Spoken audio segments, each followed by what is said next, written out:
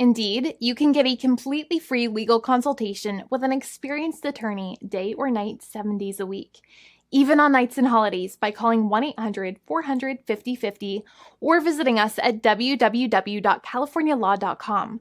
There's no fee unless we win. Today, we are going to talk about what you win when you win a lemon law case. The lemon law for defective vehicles can be very sour, but it can also be extremely sweet. Many people have defective cars, and everyone wants to know what you get when you win. Hello, and welcome again to our show. I am Allie. Every day, people are asking a lot of questions regarding the lemon law for defective cars. When their car is a lemon, they want to know how it turns into a tall glass of cold lemonade, or even a nice slice of yummy lemon pie. Today, we will explain what you get when you win a lemon law case. It truly can be super rewarding. And the very first thing I want to tell you is the following. It's not about the specific type of vehicle that you have. There's no specific list of cars or makes or models. New vehicles, used vehicles, leased vehicles, and purchased vehicles, and more can all qualify under the lemon law.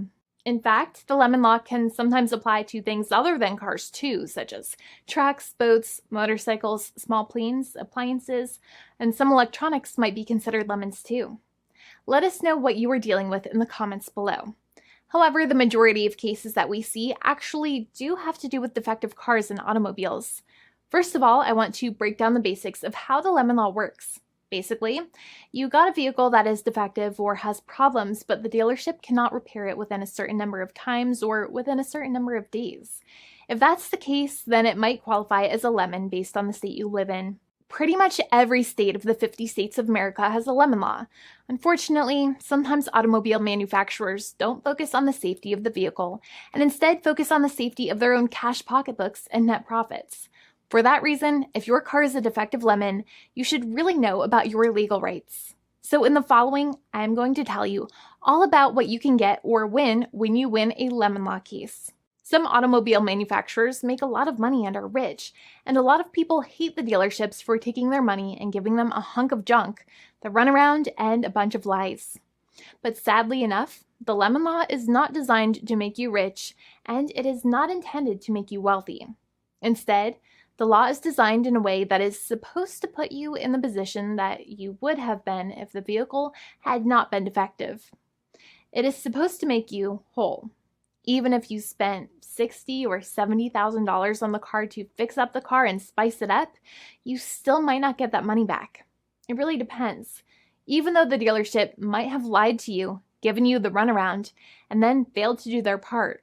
That's why it is important to give them the lemon drop down.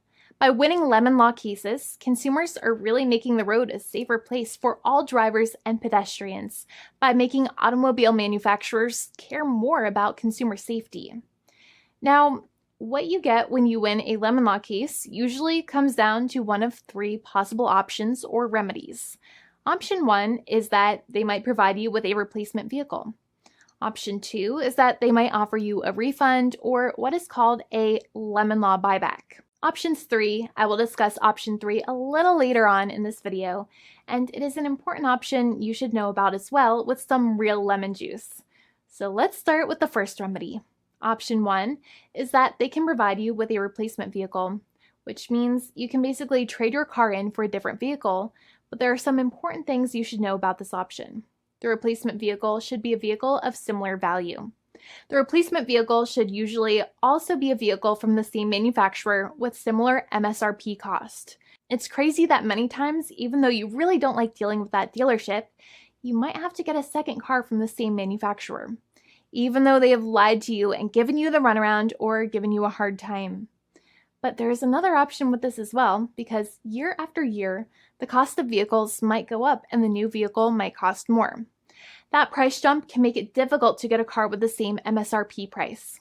Even though your car was a lemon, you might still have to pay that extra cost for the new and now more expensive vehicle. Thankfully, there is option 2, which allows you to get a refund through a lemon law buyback. But one of the problems with a buyback is that sometimes you might have to have a trade-in vehicle, and you might have still been required to pay more money on that trade-in vehicle. And when you got your new car, the dealership might have rolled over the amount you still were supposed to pay on your previous vehicle into the calculation of your new vehicle. In other words, you might have been upside down on the finances of your new vehicle. So sometimes you need to pay for that difference in order to get out of the car. And a lot of people find it extremely weird that they have to pay money in order to get out of the defective vehicle. But many times that's how it works. Now, in a lemon law buyback, if you get a lemon law buyback, you usually get back what you paid. You may have bought the vehicle in a one lump sum all at once, or you more than likely had a finance or lease plan. What you usually get back is the money that you actually paid. Your hard-earned money that actually left your pocket and went straight into the pockets of the manufacturers. So think about it for a second and try to calculate about how much you paid. Think about the down payment and also add up all of the monthly payments that you have made for your car so far.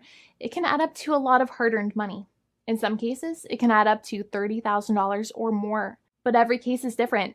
Even though they accept that their vehicle is a lemon, many times the manufacturers still try to pinch pennies and also nickel and dime their customers.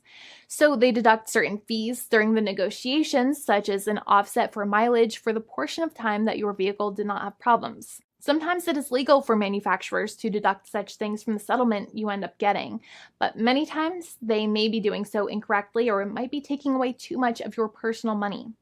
Having a powerful negotiator and experienced attorney by your side can be very helpful. In addition, most lawyers do not charge you out of your own pocket for their attorney's fees and court costs. Many attorneys only get paid if they win, and if they don't win, they just don't get paid anything. Lots of attorneys spend their own money on your case, and the attorney might never get the money back. But it may make sense for the lawyer to take that risk if you have a strong case. It reminds me of being a kid and selling lemonade and spending my piggy bank coins and quarters to make the lemonade, even though I was never sure if I would make my money back. But when I made amazing lemonade, everybody would want it. We would all be happier as a result. Option 3 is that sometimes a manufacturer might simply pay you a settlement in what is called a cash and keep procedure.